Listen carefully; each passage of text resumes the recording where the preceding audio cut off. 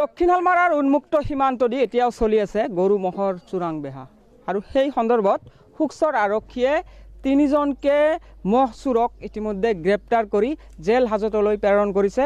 তাৰ পিছত সাধাৰণ ৰাইজৰ মাজত ব্যাপক প্ৰতিক্ৰিয়া দেখা গৈছে। মই বৰ্তমান শুকচৰ থানাৰ সন্মুখত উপস্থিত আছোঁ। চাইনবোৰ্ড দেখিবলৈ অনুৰোধ জনাম যে আচলতে শুকচৰ থানা যি আছে সেই শুকচৰ থানাত সন্মুখত উপস্থিত আছোঁ আৰু সেই থানা এৰিয়া দি যেহেতু উন্মুক্ত সীমান্ত ভাৰত বাংলাদেশ আৰু সেই সুযোগ লৈ একাংশ চোৰাং বেপাৰীয়ে কিন্তু গৰুৰ চোৰাং বা মহৰ চোৰাং ব্যৱসায় অব্যাহত ৰাখিছে আৰু সেই সময়তে দেখা গৈছিল যে আচলতে এজনৰ পৰা কাঢ়ি লৈ বিক্ৰী কৰাৰ বাবে গোশালাৰ মালিকে এই চুৰি চক্ৰত জড়িত হৈছে আৰু তাক গ্ৰেপ্তাৰ কৰি ইতিমধ্যে জেল হাজতলৈ প্ৰেৰণ কৰিছে। কি ক'ব আচলতে প্ৰকৃততে এই উন্মুক্ত সীমান্ত দি এতিয়াও গৰুৰ চোৰাং বেহা অব্যাহত আছে বা একাংশ আপুনি যেহেতু বিজেপি দলৰ কৰ্মী, বিজেপি কৰ্মীৰ বা বিজেপি দলৰ একাংশ নেতাৰ সহযোগিতাত বা ছত্ৰছায়াত গৰুৰ ব্যৱসায়টো চলি আছে, এই সন্দৰ্ভত কি ক'ব আপুনি? হয়, আজি প্ৰথমতে মই আপোনালোকক ক'ব বিচাৰিছোঁ যে আমাৰ বিজেপি চৰকাৰ, বিজেপি পাৰ্টি আৰু লগতে আমাৰ জিলা প্ৰশাসন, পুলিচ বিভাগক আমি বিজেপিৰ ফালৰ পৰা ধন্যবাদ জনাব বিচাৰিছোঁ। কাৰণ হৈছে একাংশই বিজেপিত জইন কৰি বিজেপিৰ নামত কোনোবাই বিভিন্ন কৌশলে বিজেপিক প্ৰলোভিত কৰি তেওঁলোকে বিভিন্ন পদত পদোন্নতি হৈ আজি তেওঁলোকৰ ছত্ৰছায়াত বিশেষকৈ আজি আমাৰ যি প্ৰাক্তন জিলা সভাপতি আলতাফ হুছেইন তেওঁৰ ছত্ৰছায়াত এই শুকচৰ থানাত যিমানে গো মাফিয়াগিৰি হৈছে গোটেইখিনি তেওঁৰ ছত্ৰছায়াত হৈছে। আজি আমাৰ পাৰ্টি বুজি পাইছে, আমাৰ চৰকাৰ বুজি পাইছে, আমাৰ পুলিচ প্ৰশাসন বুজি পাইছে, আমাৰ আৰক্ষী অধীক্ষক বুজি পাইছে।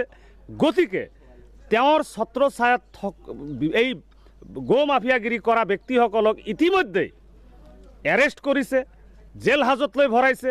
আৰু লগতে ক'ব বিচাৰিছোঁ যে আমাৰ প্ৰাক্তন জিলা সভাপতি তেওঁ যে গো মাফিয়াৰ লগত জড়িত আছিল এই কথা বুজি পাই আমাৰ পাৰ্টি আজি তেখেতক বিজেপি জিলা সভাপতি পদৰ পৰা তেওঁক বঞ্চিত কৰি আজি নিকা ভাৱমূৰ্তিৰ এজন ব্যক্তি অধীৰ চন্দ্ৰ দাসক তেখেতক সভাপতিত্ব দিছে। তো এই চেগত মই ক'ব বিচাৰিছোঁ আজি আমাৰ সংখ্যালঘু সম্প্ৰদায়ৰ ভিতৰতো বহুত ব্যক্তি আছে তেওঁলোকে বিজেপিৰ নীতি আদৰ্শক মানি লৈ বিজেপি কৰিবলৈ ইচ্ছুক, অথচ প্ৰলোভিত কিছুমান ঠগ ব্যক্তিসকলে তেওঁলোকে বিজেপি পাৰ্টিত বিজেপিৰ নাম লৈ তেওঁলোকে চৰকাৰৰ কিছুমান কামাই ৰোজগাৰ কৰাৰ ক্ষেত্ৰত তেওঁলোকে সুবিধা পোৱাৰ কাৰণে তেওঁলোকে চবতকৈ ডাঙৰ বিজেপি সাজি তেওঁলোকে যে এইবিলাক কৰি আছিল এই কথা ইতিমধ্যে বিজেপি পাৰ্টি গম পোৱাৰ কাৰণে আজি অধীৰ চন্দ্ৰ দাসক তেওঁক সভাপতিত্ব দিছে। আৰু লগতে দোষীসকলক আপোনালোকে ধৈৰ্য ধৰক, যোনেই নহওক, লগতে মই হওঁ যোনেই নহওক, যোনে এই মানে দুষ্কৃতিকাৰীৰ লগত জড়িত আছে, গো মাফিয়াৰ লগত জড়িত আছে, তেওঁলোকৰ দৃষ্টান্তমূলক শাস্তি হ'বই হ'ব। এইটো আপোনালোকে এচুৰেঞ্চ দিছোঁ আমাৰ বিজেপিৰ ফালৰ পৰা, আমাৰ চৰকাৰৰ ফালৰ পৰা। আমাৰ পুলিচ প্ৰশাসনে কোনোপধ্যেই নেৰে, কাৰণ এইটো আমাৰ মুখ্যমন্ত্ৰী নিকা ভাৱমূৰ্তিৰ মুখ্যমন্ত্ৰী হেমন্ত বিশ্ব শৰ্মা তেখেতৰ ইনষ্ট্ৰাকশ্যন আছে। আজি জিলা প্ৰশাসন ফ্ৰীডম, তেওঁলোকে মুক্ত হস্তে তেওঁলোকে কাম কৰি আছে, কৰি থাকিব। নিশ্চয়কৈ দেখা গৈছে যে আচলতে আনন্দমুখৰ এটা পৰিৱেশ দেখা দিছে। যি তিনিজন গো মাফিয়া, সেই গো মাফিয়াক কিন্তু গ্ৰেপ্তাৰ কৰাৰ পিছতে শুকচৰ এৰিয়াত তিনিজন যে ধৰিছে, কাক ধৰিছিল? যি তিনিজনক গ্ৰেপ্তাৰ কৰা হৈছে, আব্দুৰ ৰহিম আকন, মুছলেম আৰ মনোয়াৰ। এওঁলোক কি দীৰ্ঘদিনৰ পৰা গৰু ব্যৱসায় চলাই আছিল নেকি? হয়, চলাই আছিল। মানে গোশালা আছে তেওঁলোকৰ খৰা আছে, গোচলা খৰা বুলি কয়। এইটোৰ পৰাই মানে তেওঁলোক বিক্ৰী কৰিছিল আগে পিছে। আৰু যিটো 6টা মহ বিক্ৰী কৰাৰ অভিযোগ, এইবিলাক হাইজেক কৰি ডকাইতি কৰিছিল। হয়, শুনা পাইছোঁ হাইজেক কৰি ডকাইতি কৰিছে। নিশ্চয়কৈ আৰক্ষীৰ ৰূপ ধৰি, অৰ্থাৎ আৰক্ষীৰ কথাকৈ কিন্তু মহখিনি এওঁলোকে জব্দ কৰিছিল আৰু জব্দ কৰাৰ পিছত যেতিয়া বিক্ৰী কৰিছে, আৰক্ষীৰ তদন্তত ওলাই আহিছে যে আচলতে এই তিনিজন বা ইয়াৰ লগত আৰু 9জনকৈ ব্যক্তি আছে, মুঠ 12জন ব্যক্তিয়ে কিন্তু এই চক্ৰটোত জড়িত আছে আৰু সেইসকলক আৰক্ষী নাকি লগোৱাৰ বাবে কিন্তু আৰক্ষীৰ তদন্ত অব্যাহত আছে আৰু অতি সোনকালে সেইসকলক কৰায়ত্ব কৰিব বুলি ইতিমধ্যে দক্ষিণ শালমাৰা আৰক্ষীয়ে জানিব দিছে আৰু বিজেপিৰ একাংশ শীৰ্ষ নেতা সেই শীৰ্ষ নেতাক গ্ৰেপ্তাৰ কৰিব পাৰেনে নাই বা গো মাতাক সুৰক্ষা দিয়া বিজেপি চৰকাৰে সেইসকল নেতাৰ বিৰুদ্ধে কোনো ব্যৱস্থা ল'ব দিয়ে নে নাই জিলা প্ৰশাসনক সেয়াৰ প্ৰতি কিন্তু স্থানীয় ৰাইজৰ প্ৰশ্ন আছে আৰু বিজেপি চৰকাৰে কেনেধৰণৰ ব্যৱস্থা গ্ৰহণ কৰে সেয়া কিন্তু নিশ্চয় পৰৱৰ্তী সময়ত লক্ষণীয় হ'ব। মই বৰ্তমান উপস্থিত আছোঁ শুক্সৰ থানাৰ সন্মুখত আৰু শুক্সৰ থানা এৰিয়াত দুটাকে গোশালা আছে, দুটাকে খোৱাৰ আছে। সেই খোৱাৰ সন্মুখত আৰক্ষী বা BSFে জব্দ কৰি দিয়া গৰু বা মহ সেইসকল মহ কিন্তু নিশাৰ ভিতৰতে নাইকিয়া হৈ যায় আৰু কেইদিনমান পূৰ্বে ইতিমধ্যে এজনক গ্ৰেপ্তাৰ কৰিছে আৰক্ষীয়ে, অৰ্থাৎ 3জন ব্যক্তিক গ্ৰেপ্তাৰ কৰি জেললৈ পঠিয়াইছে। যদিও খোৱাৰত যি দুৰ্নীতি চলি আছে সেই সন্দৰ্ভত কি ক'ব?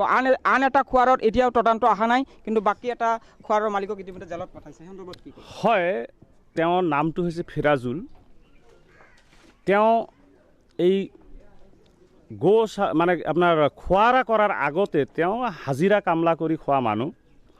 যেতিয়াই খোৱাৰা তেওঁলোক কৰিব পাৰিলে তেতিয়াৰ পৰা তেওঁ নিজে কৰোড় টকাৰ মালিক হ'ল ৰাতাৰাতি। তেওঁৰ খোৱাৰাত যিমান গৰু যায় হয় মৰে, নহ'লে ডাঙৰ গৰুবিলাক বিক্ৰী কৰি তেওঁ সৰুবিলাক ভিতৰত সোমাই থৈ দিয়ে। এনেকৈ ৰাতাৰাতি তেওঁ কৰোড় টকাৰ মালিক হ'ল।